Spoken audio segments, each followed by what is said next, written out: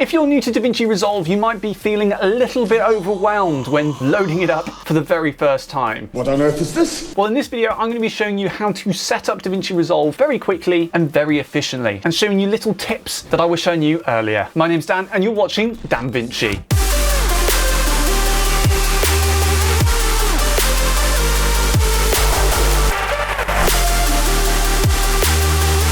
When you first load up DaVinci Resolve Studio, you'll be greeted with an activation key window, just like the one I have right here. If you don't have DaVinci Resolve Studio, feel free to use the free version, but there are limitations. Studio is definitely the better version if you're looking for professional workflows. And if you have a Blackmagic product or have bought a Blackmagic product in the past, you should have a little card which will have an activation key on it. Or if you've bought DaVinci Resolve directly or got, for example, the DaVinci Resolve Speed Editor, it may have come with one of these. This is a little USB, as you can see right here, and it basically bypasses this. It has a little activation key on it. So either plug this in to the back of your computer or type in your activation key right now. Now, once you're into DaVinci Resolve, you'll be greeted with a little window like this. Now, this is your projects window. This is what you're greeted with every time you open DaVinci Resolve. Hello there. And this is where you can name projects, create projects, delete projects, and organize your files accordingly. So let's jump in and create a new project. Just use the keyboard. So a great thing to make sure that you get right when you're setting up DaVinci Resolve is your keyboard shortcuts. Keyboard shortcuts can be a game changer when it comes to your workflow. If you've got keyboard shortcuts that you're familiar with, DaVinci Resolve won't necessarily feel as overwhelming. I'm overwhelmed, sir.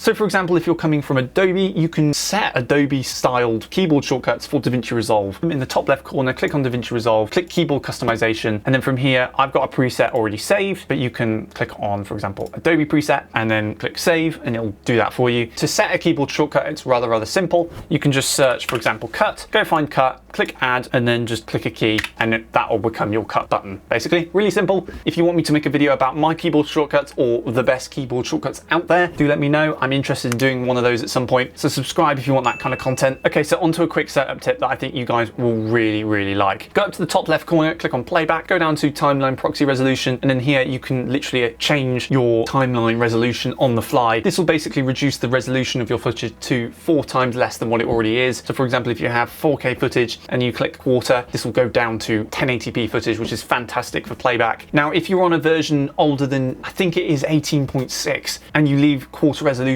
on, if you render in place anything, it will come out blurry. God damn it. But in the latest version of DaVinci Resolve, when you click render in place, there is an option, a little tick box, which allows you to bypass this so that anything you render in place will render it its original source. I think it's called render at source resolution. If your computer's slow, you can whack it on quarter and not think about it ever again. How can you not think about it? Okay, so another tip is your render cache. Now, I cannot remember whether by default this is on or off when you set up DaVinci Resolve, but it's a great idea to get an understanding of what your settings are on so you know what your computer is doing in the background while you edit. Now, if you don't know what render cache is, it's effectively pre-rendering your edit and then saving it in a file in a little folder so that the playback is better. The negative of this is over time this can build up into a folder which is monumentally massive, and it just takes up loads of space on your computer. That's a lot of cash to be carrying around. So if you have a powerful computer, you might want to turn this off because, well, you don't need to use render cache. So in playback, if you scroll down to render cache right here, I've got it set to none, so it's not doing anything. But if it's on smart or user, you might see a little line just here. So if I turn it on, let's do smart, you can see here a little red line has appeared. And what it's going to do is go blue once it's rendered out this particular area where your computer is going to struggle. So with the render cache on, it will run extremely smoothly. This is really useful for slow computers, but you've got to make sure you have space, otherwise you'll run out of it. There is nothing left. If you want to know where the render cache clips are going, by default, I think it goes to your local drive. But if you want to find out specifically, if you go down to the bottom right corner, there's a little settings cog, and then go to master settings. In the working folders here, you have cache file location. Click browse, and it will open exactly where the cache is going. I'm slightly wrong here. It doesn't open to where you've saved it, weirdly enough. You'd think it would when you click browse, it would open where you last set the cache. It actually just opens to your local drive, but it does say where your cache is going to right next to the browse, as you can see on your screen now. Just thought I'd clear that up. Other than that, I'm sort of right. Moving on.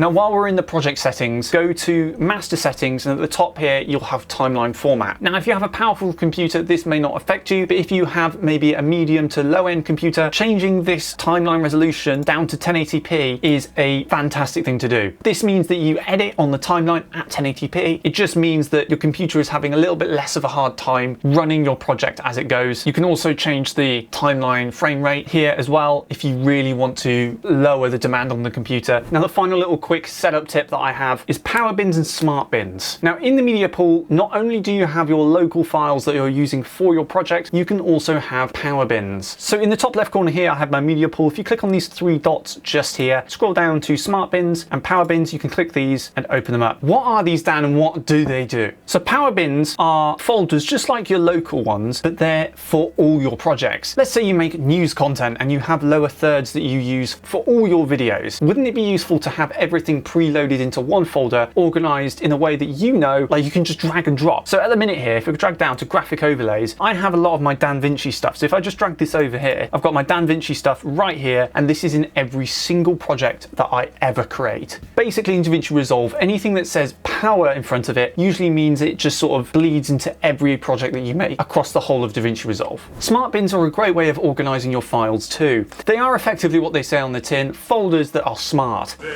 Smart guy. You're able to create a new smart bin by right-clicking on the area, add smart bin, and then you can just call this, I don't know, flags, for example, contain blue flags. Click create. Now, any shot in your project that has a blue flag applied to it will show up in this. It's great for organizing. So let's say you have loads and loads of shots, and you have loads of shots from a certain location. You might flag it as a blue. Then you can just click on this folder, and anything with a blue flag would appear in this smart bin. But otherwise, that's a very, very quick setup guide to DaVinci Resolve. I hope this makes you a faster editor and you've learned a little bit from it. Do feel free to check out my channel. I work really, really hard to make these videos as entertaining and as quick as possible. But anyway, guys, my name's Dan. You've watched DanVinci, and I'll see you in the next one. Goodbye.